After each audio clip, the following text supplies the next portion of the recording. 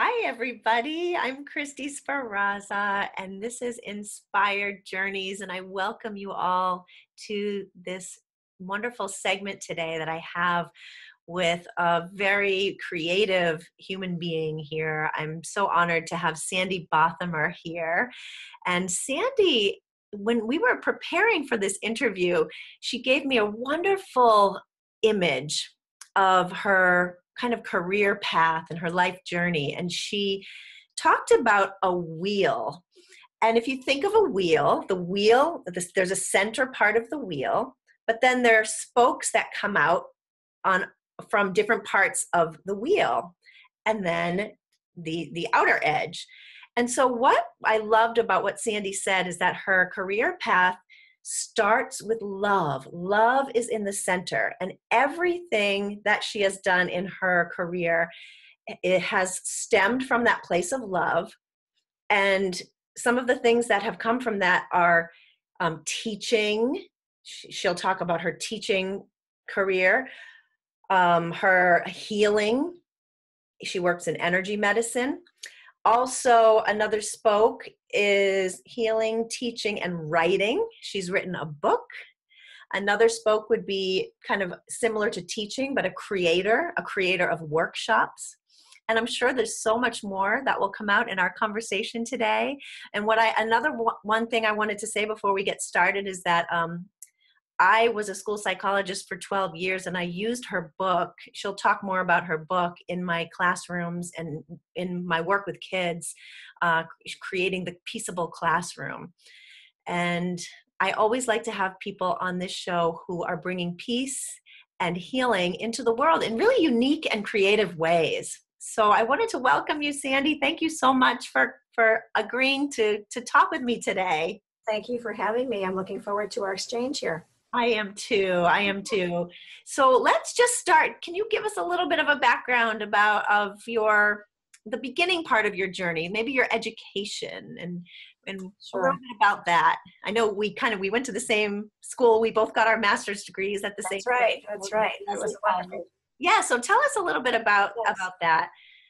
Well, first off, I'm from the Midwest, a suburb of Chicago, and went to a state school, Northern Illinois University, and I received my Bachelor's of Science and Education there. And from there, I got my first teaching job in Massachusetts, which was quite a change for me to come to a different part of the country, and taught first graders there for a year. And then I went back to my hometown in Downers Grove, Illinois, which is a western suburb of Chicago, and actually taught in a very, very old building. I think probably the oldest school in the system, where not only did my mother go to school and my father, but my grandfather was in that same school. And actually, they did a newspaper article on all of us at one point.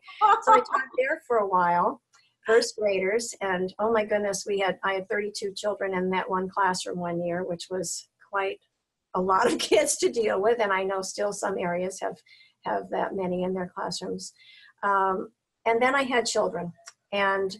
But while I had my children and was raising them, I continued to do some educational work. I did some tutoring out of my home. I also moved to another suburb of Chicago and created a writer's workshop there, which was really very exciting. I was very much into writing myself at the time. I was interested in publishing children's books, and really kept at it, and unfortunately didn't publish. I was always told, oh, we like your work, but doesn't suit our needs. Do you have something else? So I would frantically try to write something else. Anyway, that being said, that didn't work out for me, but the writer's workshop did. I started in my children's school, Ben Franklin School in Glen Ellen, Illinois, and it grew to all 4 elementary schools in the system. It's grades 2 through 5. So that went on for a couple of years until my family moved east to New Hampshire. And then I had a bit of time that I wasn't doing anything, really kind of getting reacclimated. It is a big culture change to move from a suburb of Chicago to rural New England, New Hampshire. But I started subbing in the Hollis Public Schools. We lived in Hollis, and pretty soon I applied and got a teaching position in Hollis Public Schools, Hollis Primary School, as a 3rd grade teacher, which I loved it. I loved the grade level the kids were always so open to having fun and learning in fun ways, which is what I like to do as much as possible. So it was a good match for me, and it was close to home, so I would be able to be there for my own kids who were at that time then in junior high, or actually elementary school and junior high, then moving on through the system. But during that teaching time, I decided I wanted to get a master's degree. So I had some colleagues who had gone to Lesley College, now Lesley University, and said, oh, you know, we're really happy with the Creative Arts and Learning program. And I did all the research and checked into it and applied and got accepted into the program, which was probably one of the most important things I did all the way in my life, not just professionally, but personally as well. And it was such a wonderful program for me. It was integrating the arts into curriculum. So teaching curriculum through the arts, whether it be visual arts, music, movement, drama, all the poetry, writing, it was absolutely up my alley, perfect. And the beautiful piece of that was that I could take the work I was doing and bring it into my classroom immediately. So I did a lot. I did do a lot with movement. I'm remembering we made molecule hats, you know, H2O, yeah, little things that we looked like Mickey Mouse Club members almost. And we opened up the whole classroom, and I had my symbol, and we were starting out as ice, and then we were moving slower and slower. We just went and evaporated. And so we're moving all around, being molecules of water.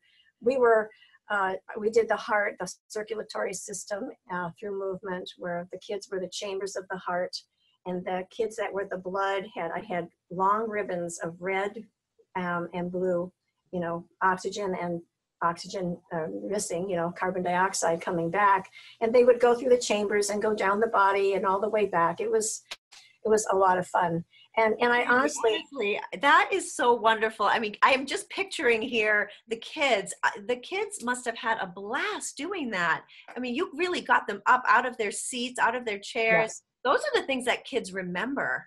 And they do remember. Right, and it helps the learning to be using the bodies and moving it and thinking it. So you're combining all that at one time.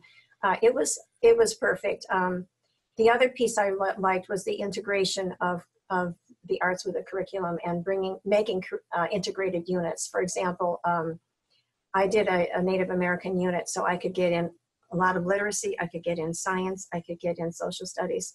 And we did storytelling. The kids self-selected Native American stories, myths, stories, legends, whatever word is correct, to learn.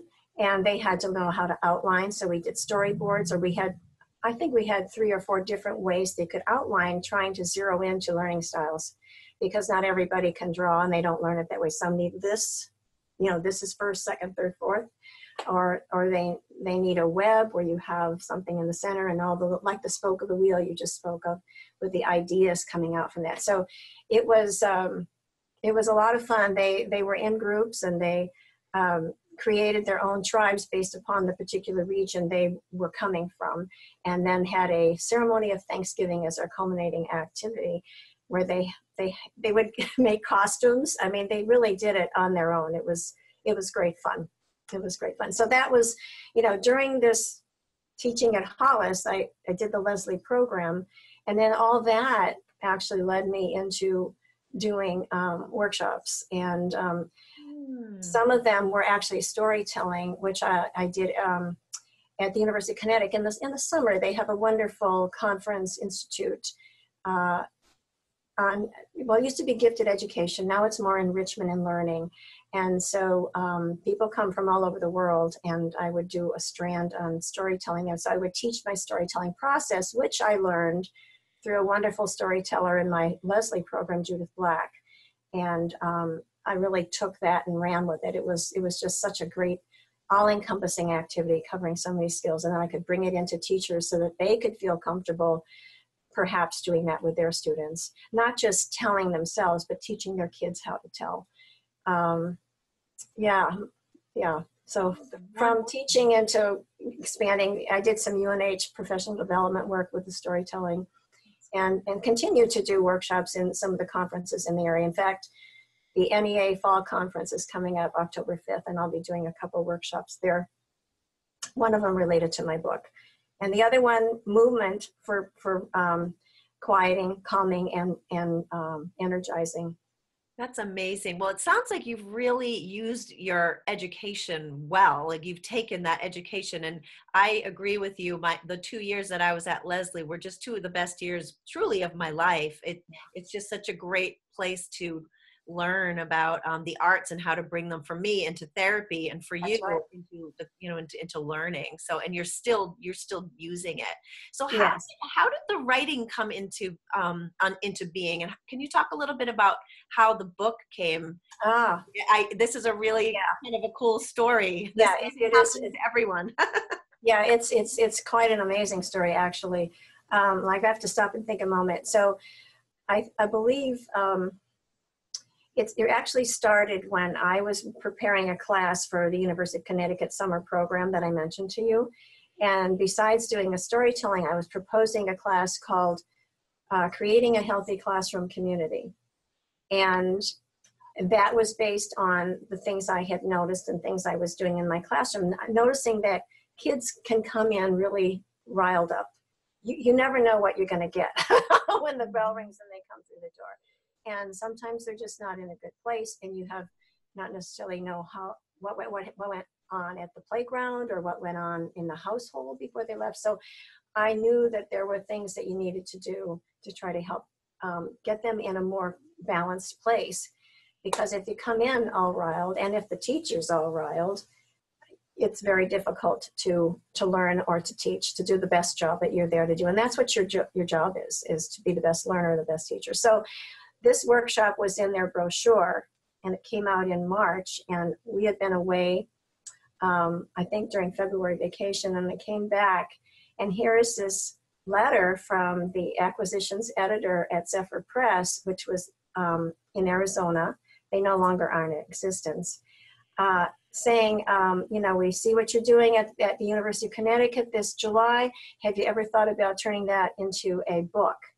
Well, that was the last thing from my mind, because I had not done this workshop yet. And I'm thinking, oh my goodness, what do I say? So I had to sit with it for a while, because there were a few things I hadn't tried with kids or teachers. One of them being the spirals and labyrinths for getting quiet inside. And so I called her. She gave me her phone number, and we had a lovely conversation. And I did say to her, well, I hadn't thought of this. But if you were to take this on, you need to know that, I'm some of the things I'm planning to do are not mainstream. And I named them breath work and yoga and different things like that. And her comment was quite on target, I felt. She said, well, it all depends on how you present it. Mm. And I thought, okay, she's really open.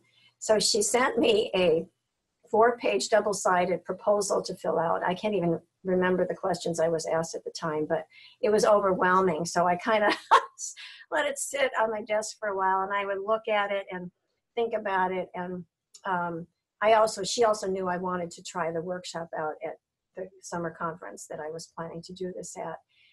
But I really dragged my feet. I think I was just a little bit afraid, perhaps. And come September, she said, remember the conversation we've had in the proposal? How are you doing on that? And she said, there's someone else who has a similar idea.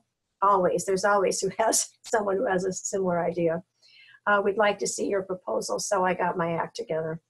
That is just put it together. I mean, really, that's divine. That's divine divinity. I just to have it fall right in your lap. Most people have to, write out proposals and send them out to many publishing companies, but yours really came right to you. It came right to me. In fact, Reverend Stephanie Rett, who you know well, I had talked to her about it, and she said, Sandy, when something comes to you like that, you must take action.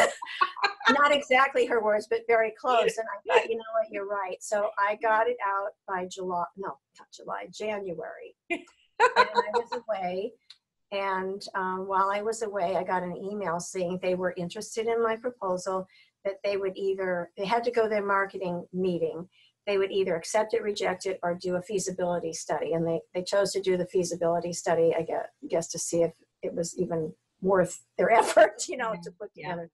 And they sent me a contract. So that was the first edition, and there since has been a second edition, which is much, I have to say, much richer and fuller. The first one had a very definite page count. Mm-hmm. So, I was quite limited. I had certain ideas that I wanted to do. I wanted to have curriculum ideas in it too, and I really couldn't do that. Well, I love the book because it really gave me specific ideas on how to use the tools immediately. You could use them right away. And I've given the book to some other friends as well who are in the field. I've given it to some friends, especially in the preschool and kindergarten years. Yeah, And it's just such a great way you teach about how to set up the classroom and how to start right from the beginning of the year, from when the kids walk right, in. right. The environment is so important, but then also like what you can do as the year is progressing. So it's a wonderful way. It's a Mm. great resource. I Well, really think thank it's a you. wonderful resource for teachers. You don't often know how people feel about things. I always will say, oh, please let me know if something works or if you've done it somewhat differently, but you don't hear. People are just too busy to let Yes. you know. Well, So, what was interesting, you and Sandy and I were talking yesterday, and this is just beautiful, a beautiful story about Sandy Hook, and I asked her, what was one of the most profound responses you've gotten from the book, and I wanted her to share that mm, today. that was probably the most profound I'll ever have. So, if everybody remembers, I think it was 2013 when the Sandy Hook shooting took place, and those 20 children and six or faculty were killed. And a couple days after that, the marketing person at Hobblebush Books, who now has my book, the second edition, called, and she said someone called earlier today and asked the publisher if he would donate 15 copies to their school district, and he said, of course.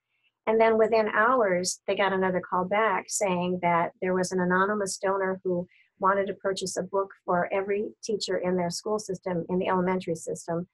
And we were like shocked. So I didn't even know what to say. I mean, the total was 175 books went to Sandy Hook.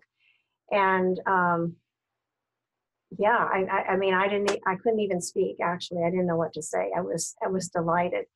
And then as time went on, I received, I think in January, I received a message from a woman who was an OT there, who had been using my book with her students that she worked with at Sandy Hook School, and perhaps others. I can't remember if she was in other schools as well. But she had invited me to come and work with some of the teachers at Sandy Hook. Now, it wasn't through the school district, but it was through the organization Sandy Hook Promise, who maybe a number of people are aware of. And I mean, of course, I was going to go. So we arranged it. I went 3 months to the day that event had happened. And I knew that my mission was basically that it was all about the teachers. I mean, people, the community and others outside the community were just doing amazing things to help everyone in that community deal with the trauma that they felt. And even if they weren't directly involved, it was still extremely traumatic to them. I mean, there were free yoga sessions. There was one yoga school or yoga, yes, yoga, not yoga school, but yoga studio that was offering free yoga through the end of the school year. There was a warehouse, I believe it was, set up as a kind of a meditation place, a quiet place for people to go. There were, the dogs that come. I'm losing the right name for that, but there were lots of things. And then there was me, and I had maybe 20 teachers come, and it was very clear that they were still uneasy. Many of them more so than others, some teary, but I did get them up and moving and laughing a little bit, and gave them some of the tools from the book, as well as some other things. You're always learning new things that you can share, and as ways to quiet one's body and mind, and become more balanced in their lives. So it was an amazing experience. And for a good while, I was able to continue to connect with them. that's Yeah. really beautiful. That's such a gift for an author to know that their book has touched people so deeply. Mm, Oh, wow, wow. yeah. Thank you for that. Thank you for that story, Sandy. Oh, you're welcome. I wanted to switch gears a little bit and talk about your healing, the healing spoke, Oh, because yeah. this is, I mean, writing and teaching, I think, I mean, healing, writing, and teaching kind of overlap in many ways, but it seems like now in your life, you're moving, maybe this is just my interpretation, but it seems like more towards like energy healing. And I know you have a new CD out that talks about, that does different hand mudras for children. Mhm. Would you share a little bit about that with us? Yes. Well, all along I was doing some energy work. I'm trying to think now. It really started when my daughter was a junior in college at James Madison University in Virginia. And she's a dancer, and she was having back issues. She came home for the holiday and immediately ruptured her disc. And her dad took her into Boston, and the doctor there said, well, um, it's not a massive rupture. She's young. She was 20. Her body will heal itself. And we're thinking, oh, wonderful. She's a dance major. So this is going to make her junior year a little bit difficult.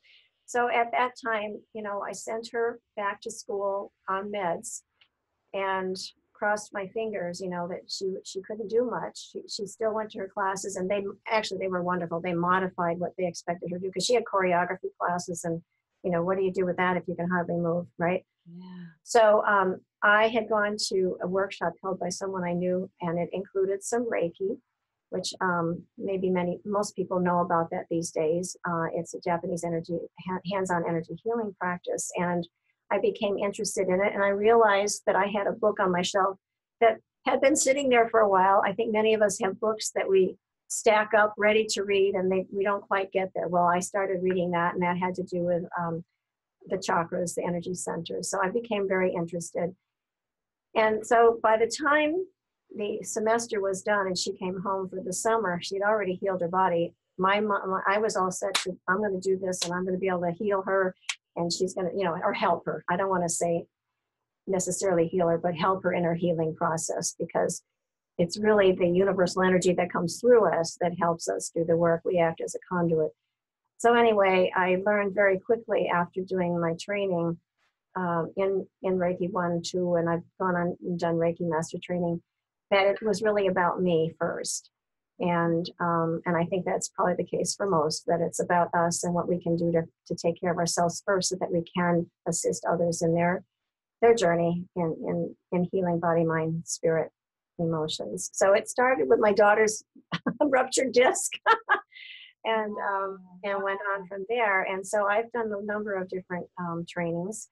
Let's see, I've done energy diagnosis training with Meredith Young Sowers, and I've done Cherokee healing with Dr. Louis Malmadrona. I've done yoga teacher training, Kripalu yoga teacher training, Creative Kids yoga teacher training with Rosemary Clough, good friend. Yoga therapy training, integrative yoga therapy training, which is now a part of the Kripalu teacher training program. Some emotional freedom technique work. So it's become an amalgam of practices. And I'm also intuitive, so I have, guidance through what I do. And I can't really separate anything anymore. Yes. It's just all there. It just comes out. If I'm working with someone on the table, whatever comes, and that's where we go. Do you have a Yeah, practice? Do you yeah. have like a practice that you do every day, or some type of a meditative practice, or does it change over time? It kind of changes. I'm really back into meditation these days, and I will do some yoga. I don't necessarily do it every day. Mhm. I do my own healing work on myself, and work with that on myself. Um, yeah, so I'm one of these people that kind of goes in and out of things, but there's always something that I'm drawn to doing. Maybe the love. It's like that love carries you through all of it. Yeah, That love. that's an interesting comment. Yeah, I would like to think that that's the Yeah, case. Well, yeah. I feel like everything I do is coming from that place of love and care. Mm, Um, mhm. yeah. Yeah, that's really beautiful. So can you show us one of your mudras? I could. I could. So I'm going to show you, this is called Hakini Mudra. I And can. when I do it with kids, we call it world in our hands. Now I'm going to, I guess I'm going to put my hands up in front. Can you see my hands? Yep, yep. Okay, so you're going to take your hands and touch the fingertips to fingertips. And then you're going to round it. And then I'm going to direct you, Christy, to stand up and show where it's going to go. It's going to go right below your navel. So you're making that ball right there. And the forearms are resting against your lower abdomen. Okay, then you can sit down if you want. And you just let that be there. It's one for balancing body, mind, spirit, emotions. And you can close your eyes. You can have them open if that's more comfortable for you. What I like to do is say just tune into what's happening in your body. You don't have to breathe any particular way. You just breathe your normal breath. And right away, I notice myself just breathe out as you heard me a little bit. Making sound with the breath is always good. Get that stale energy out of the bottom of your lungs. Now, if I were doing this with really young children, I might do this little song that it helps them put their hands into this position. So while you're holding it, I can sing that if you'd like. So here's how it goes. With my hands in front of my belly, I touch my fingertips, forming a ball. And imagine the world in my hands. Imagine the world in my hands. I rest my hands on my belly. In and out I breathe. I am part of the world, and the world is part of me. So happy to be, so happy to be me. So happy to be, so happy to be me. Mm, that is beautiful. So usually you can hold a mudra anywhere from a minute to 3 minutes, sometimes longer. I just hold it until I feel a change in my state of being. And one of the things I think it offers us is the opportunity to be still and to notice. Because so often we are very busy and don't pay attention to what's going on inside our bodies and our minds. And this is a way to quiet that. And the beauty of mudra, in my mind, is that your hands are with you. Hands are with you all the time. And so you can just stop during your day. If you're feeling overwhelmed, you need to get balanced, try this. And to teach the kids, I feel that if we teach our children when they're young, obviously they need our assistance, those people that care for them and love them. But once they get this idea, you can say, oh, Joey, you need to really get it together. Let's quiet down. Remember, world in my hands, or whatever the mudra is. Adi mudra is one I call turtle. That's for quieting. And then you can have a little system, a little code system that if you see them needing to pep up or to quiet down, like I wanted someone to really get quiet and still, I might say, turtle, Mary. And they know because you've gone through how to put their hand there, you know how it worked. And you can also go back and say, you remember the other day when you were just so loud and noisy, and I had to ask you to quiet down, and do you remember how we did that? So you begin to talk about it and relate it to their life experiences, what you've noticed with them. And then the other thing is we are the best role models for them, all the adults in their lives. So if we do it and say, girls, Barry, I need to quiet, so I'm going to do turtle. I have to tell you a cute story. One of my students in third grade, she was sitting toward the back of the room, and I must have been really frazzled because she goes, Mrs. B, you need to breathe. And I thought, oh my gosh, she's right. I said, oh, thank you so much. And of course, I kind of exaggerated it, but I thought when you have your students telling you what you need to do, then you know that you've gotten through and they get it, and she would hopefully do that on her own or tell her mother if her mother needed or her dad, whatever. But it was just so spontaneous. I can't imagine what I must have looked like. Oh, Sandy, that what a great story. Oh, it was That's it was so it was just beautiful. so perfect. The Yeah. other, she's the same one that said to me, I tried to let my students know that mistakes happen, and even teachers make mistakes. And so I said, oh, I made another mistake. And she said, that's okay, Mrs. B. If you didn't make mistakes, you wouldn't be, you don't need to be perfect or something like that. It was like, you don't need to be perfect. If you Yeah. didn't make any mistakes, Isn't that true? We don't it need to was be true. perfect. That's why we have the mudras and the mantras, and because we're not perfect and we just need that We help. need We the, need we that need the support. help. Yeah, I truly believe if we can start with our children young with different breathing, with humming breath, just humming when they're really little, and teaching them how deep, complete breath, yoga breath, is helpful. I mean, I've definitely worked with teens that have anxiety. Here's another story with a mudra. Now, it wasn't a mudra. It was with the hands, but it was Jin Shin Jitsu. It's a Japanese healing practice, and the really simple part of it is that your hands relate to different emotions. So the thumb on each hand is worry, index finger is fear, middle finger is anger, the ring finger is grief, and the pinky is pretense, meaning non-judgmental, non-comparing. There's 5 attributes that I'm not remembering all of them. But I had taught her, she was a very fearful and anxious child. So, and worried. But her mother told me she was at her 8th grade graduation, and apparently they were seated up, it was a smaller school. They were seated on the stage and on chairs, and I don't know if she was in front or not, but she could see her daughter um, jumper cabling. They call it jumper cabling. I'm right-handed, so I take my right hand over my fear finger and just hold it gently, and you had it in her arm. She said the whole time she was sitting there with her hand in this jumper cable position, and she was fine. And I Oh, thought, well, that worked. it That worked for her. worked. It And that's worked. another, a strategy that is simple because your hands are with you.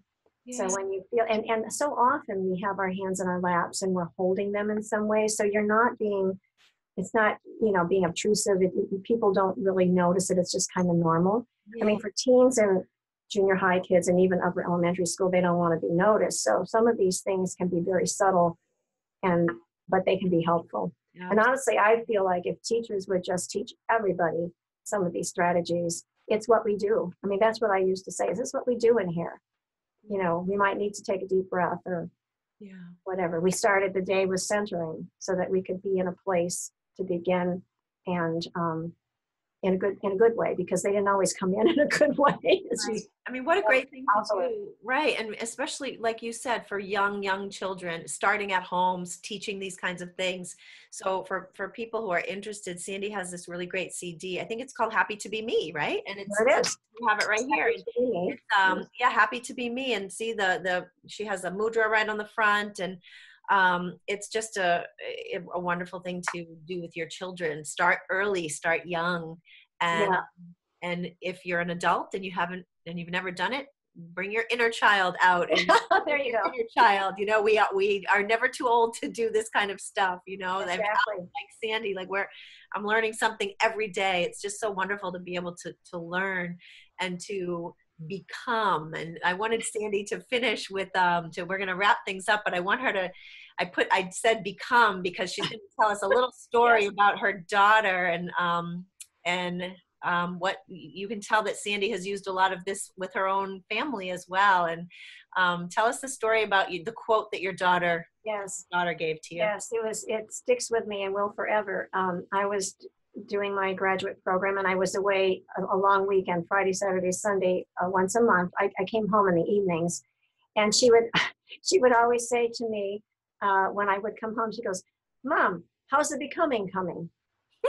And I would tell her how the becoming was coming. And it stays with me because I feel like I'm still becoming. I'm not done yet. There's more to do. And I'm just waiting to see what that's going to be. I mean, I have a couple things in my mind, a couple things I'm working on. And so I'm still becoming.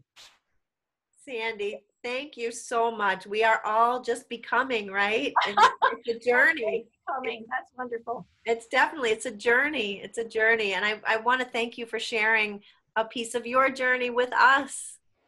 Thank Thank you for you. having me. Thank you Thank so you much. so much. Yay, yay, Okay. yay, yay. Take good care. And everybody, remember the name of Sandy's book is Creating Create. the Peaceable Classroom. And Happy to Be Me is the CD. Thank you so And much. thank you so much. Bye, Sandy. Bye. Bye, everyone.